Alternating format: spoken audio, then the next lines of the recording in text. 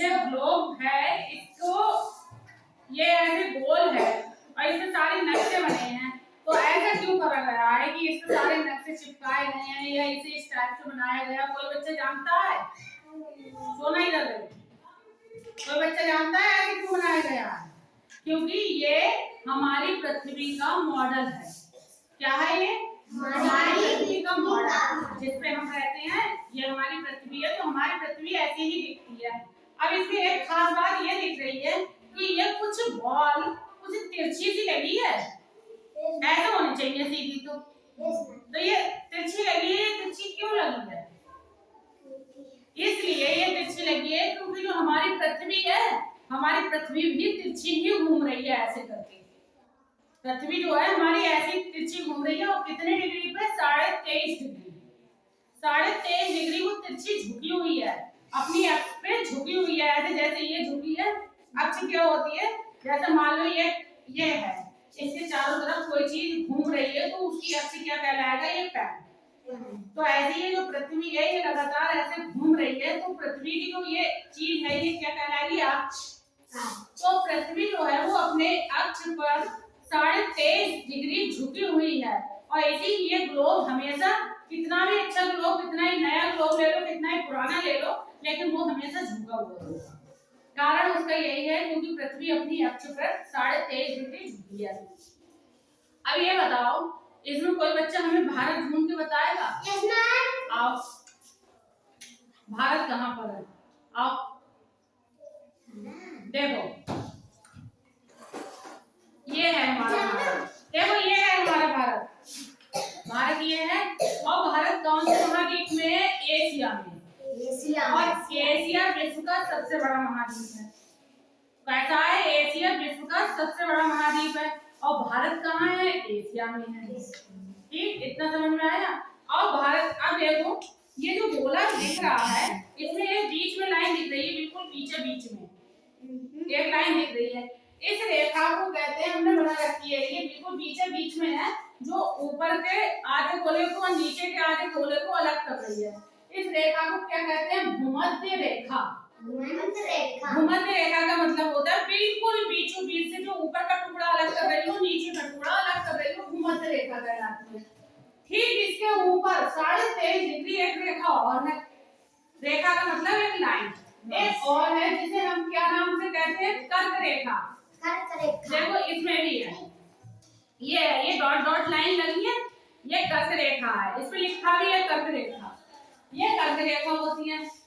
ठीक, भूमध्य रेखा के नीचे एक 23.5 डिग्री रेखा होती है, उसका नाम होता है मकर रेखा। समझ में आई? ऊपर वाली कर्क रेखा, फिर भूमध्य रेखा, फिर मकर रेखा, 3 रेखाएं समझ में आ गई? ये वाला जो ध्रुव होता है ये उत्तरी ध्रुव और ये वाला ध्रुव होता है ये दक्षिणी ध्रुव। कितनी चीजें समझ में आई? भूमध्य रेखा, कर्क रेखा, मकर रेखा, उत्तरी ध्रुव, दक्षिणी ध्रुव। अब ये जो ग्लोब है इसमें देखो बहुत सारी लाइनें ऐसे दिख रही हैं, ऐसे ऐसे चलती दिख रही हैं, दिख रही है सबको? देखो ये पास से आके देखना, बहुत लाइनें दिख रही हैं। आओ देखो, देखो ये लाइनें दिख रही है, देखो ये दिख रही है, दिख रही है, दिख रही है, ये दिख रही है, ये दिख रही है। अब बैठ जाओ यार, सही से बैठो। ठीक है, तो ये जो लाइनें दिख रही हैं, इन लाइनों को हम बोलते हैं अक्षांश। क्या बोलते हैं? देखो इधर हमने बना रखी है, मैं बैठी हूँ, ये क्या बोलते हैं? हम इन लाइनों को बोलते हैं अक्षांश। ऐसी लाइनों जो गोल है, जो उत्तरी गोलार्ध और दक्षिणी गोलार्ध यानी कि पूरा वो पश्चिम के बीच में यूं बनी हुई है, इन्हें हम क्या बोलेंगे? अक्षांश। और जो लाइनें उत्तरी ध्रुव से दक्षिणी ध्रुव के बीच ऐसे ऐसे बनी हुई है, इन्हें हम बोलते हैं देशांतर। ठीक, तो पहला देशांतर जीरो देशांतर होता है, जीरो देशांतर होता है। और हमारे भारत की स्थिति क्या है?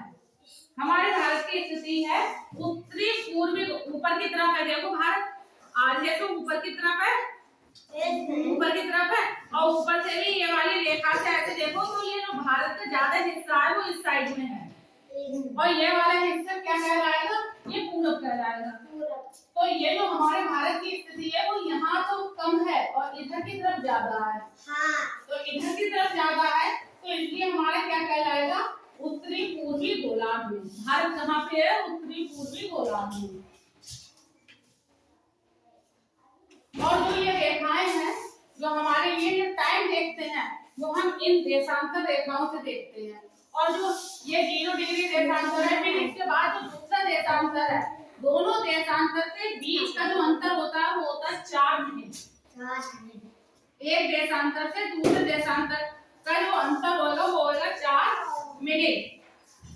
आया समझ में?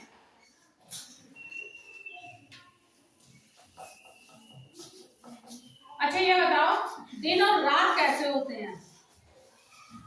कोई बच्चा बताएगा दिन और रात कैसे होते हैं? देखो हम कहें सूरज घूमता है तो सूरज नहीं घूमता है, कहते पृथ्वी घूमती है सूरज की तरफ। तो जो हिस्सा पृथ्वी का सूरज की तरफ होता है उस पे लाइट हमेशा पड़ेगी, तो उधर तो रहेगा दिन। ये पृथ्वी है, ये ऐसे घूमती है सूरज की तरफ, जैसे ये मान लो सूरज है और पृथ्वी घूम रही है ऐसे, तो पृथ्वी अपनी भी एक्स पे घूम रही है, लगातार ऐसे भी घूमती है, मतलब ऐसे ऐसे ऐसे। तो जो हिस्सा पृथ्वी का सूरज की तरफ होगा वहां दिन होगा, और जो पीछे की तरफ होगा वहां क्या होगी, रात होगी, तो दिन होगा। तो ये जो पृथ्वी है ये 2 तरीके से घूमती है, सब इस बात पे ध्यान देखो। पृथ्वी 2 तरीके से घूमती है, एक तो ये ऐसे घूम रही है, देखो घूम रही है ऐसे, और एक सूरज की तरफ ऐसे घूमती है। तो जो ये अपने आप ऐसे ऐसे धीरे धीरे घूम रही है, ये पूरे दिन और रात में एक बार घूमती है, पूरा चक्कर लगा लेती है। ध्यान दो पीछे पीछे ध्यान दो, पूरे यहाँ से घूमना शुरू करेगी और यहाँ से घूम के वापस यहाँ आ जाएगी। इससे होता है एक दिन और एक रात। जो पृथ्वी अपनी अक्ष पर घूम रही है इससे एक दिन और एक रात होता है 24 घंटे।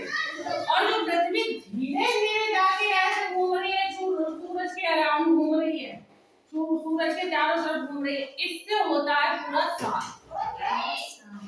वैसे साल कितने का होता है, 365 का होता है, लेकिन 6 घंटे हर साल आगे रहता है।